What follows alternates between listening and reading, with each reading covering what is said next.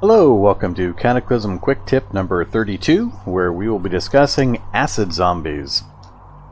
Acid zombies can be a very dangerous foe in Cataclysm Dark Days Ahead, primarily through the acid portion of their offensive weaponry. They're not much stronger than standard zombies, if even just a little bit weaker in standard combat. They're not terribly difficult to kill if you can apply damage to them quickly enough. You just have to really know how to deal effectively with their acid. So there's a few particular things I want to cover in this video. The first I'm going to talk about is the acid protection factor of clothing. So if you bring up the inventory of whatever clothing you're wearing, and for example, let's go take a look at my Survivor boots right here. There is a statistic in the inventory section here that says protection acid. The higher the number, the less damage you will take on that body part from any acid that you're in contact with. You need to get that number up to about 5 to 7 in order to become relatively immune to any acid damage. And it's important to know that you need to have both boots and leg protection in order to avoid damage from an acid pool that you're standing on. So just boots by themselves won't do it. You do need to protect your legs as well. If your boots or feet and legs are both broken, then it starts affecting your entire body because you're assumed to be laying on the ground in the pool of acid. But initially, at least, it's just your feet and your legs that you need to make sure you have protection on. So if you have time and opportunity and the right gear, you can prepare yourself if you know you're going into an area to fight a lot of acid zombies. So just try to get acid protection up to around 5 or 7, and some suggestions for that are shown here. Rubber boots are one of the best, if not the best. You can see here acid of 9 protection, so that's going to render your feet effectively immune from damage from acid. In regards to leg protection, here is an example. A clean suit will also provide acid 9 protection to both torso, arms, and legs. So between the two, you should be fairly well immune to acid damage while you're wearing these. There's a number of other ones you can find out on your own, but you kind of get the idea. Rubber plays a very large part, so clean suits, A and B, C suits, hazmat suits, things like that will protect your other main body locations. Rubber boots and turnout boots, which are firefighter gear, are the most common and easiest way to get protection directly on your feet. So turnout boots provide acid protection of 6. So they're also a pretty good one to switch to. They do have a pretty high encumbrance though, so you have to kind of gauge the protection values versus that encumbrance and whether you want to use those primarily. But like I said, if you know you're going to be fighting a lot of acid zombies, try to beef up your acid protection primarily on your feet and legs, and that will help you mitigate that problem. Okay, the second thing I want to talk about regarding acid zombies is how to deal with them. So if you have a choice, you want to try to fight them out in the open.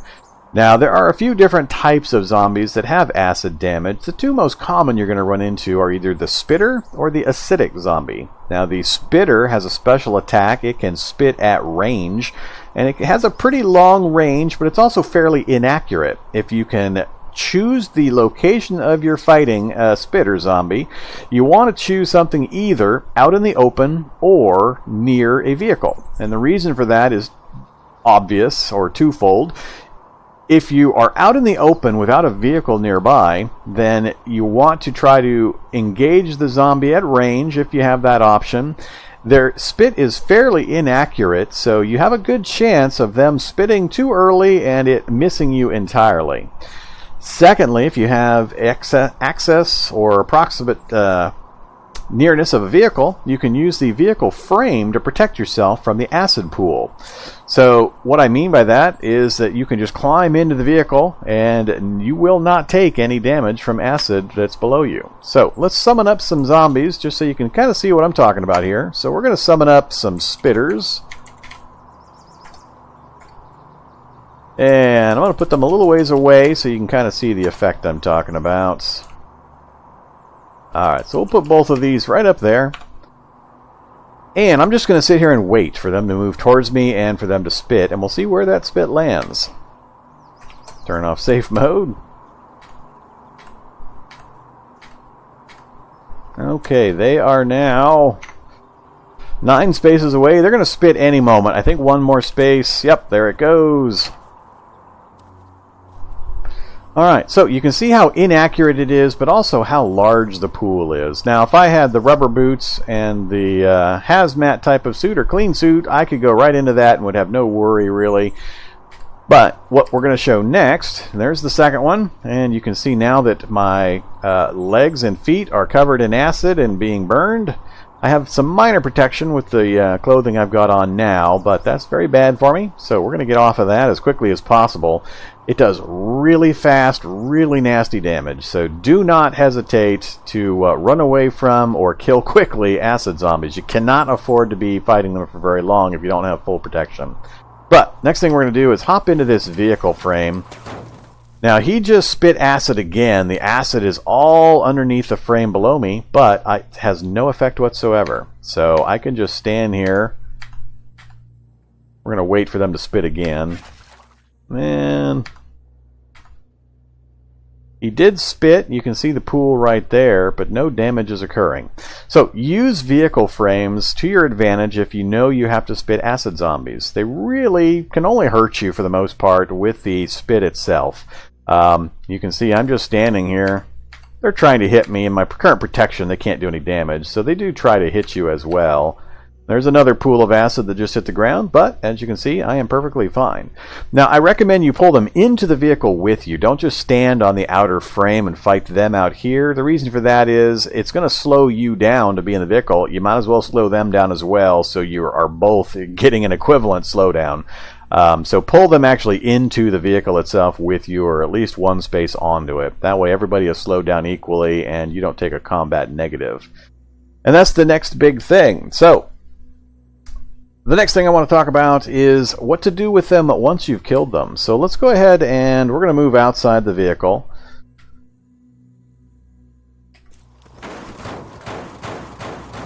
Let them follow us out. Alright, there's a nice big pool of acid, and we'll go ahead and kill them. Now notice when you kill an acid zombie, it drops a pool of acid, and you can see in the description over here, it says pool of acid. If I stepped onto that space, I would again take damage just like the acid streak. A pool of acid is actually even worse than an acid streak. There's various levels, but you don't want to step onto it right after you've killed it. There's another consideration we're going to show in a moment, as soon as this one's dead. Now, it takes time for these pools to dissipate. If it's raining, they'll dissipate faster. If you do not have time to deal with these, here's a trick you can use to get rid of those without having to wait for that pool to disappear. You can use the advanced inventory menu. So we're going to pick that location where the spitter zombie corpse is at. For the other side, I'm going to pick the spot I'm standing in. So I've got the 5 highlighted. And we're just going to switch back, and we're going to tell it to move that corpse to my location. I have now moved it out of the space where the acid pool is located, and I can safely butcher that corpse. Now, do not smash acid zombies. Any kind of acid zombie, whether it's an acidic zombie, a spitter, doesn't matter. Do not smash it to pulp it. That will do this. You were hurt. Stop smashing, yes or no? Well, yes, I would like to stop smashing the zombie because it has spread the acid to various random locations, and I'm taking more damage. So that's an effect of smashing. You can safely butcher a corpse anytime. There's no downside, no possibility that the acid will spread or do you any damage. So move the corpse to the location where you're standing using the advanced inventory menu, and then immediately butcher it if you're trying to get rid of it quickly and get moving on from there. Do not smash or try to pulp acid zombie corpses. The other acid zombies that are in the game are variations of these. You can use the same strategies. They are more dangerous versions out there, but these are the primary things you want to be very careful of when fighting. So use protection if necessary, and if you have it available and you know you're going to need it, use vehicle frames to avoid the pools of acid while you're fighting, and do not pulp them, move the corpse, and butcher it. Hope you found this information helpful. As always, like, comment, subscribe. Let me know what you think in the comments below or via my Discord channel. I'm always happy also to receive suggestions for future episodes, so please let me know. Thanks for watching and have a great day.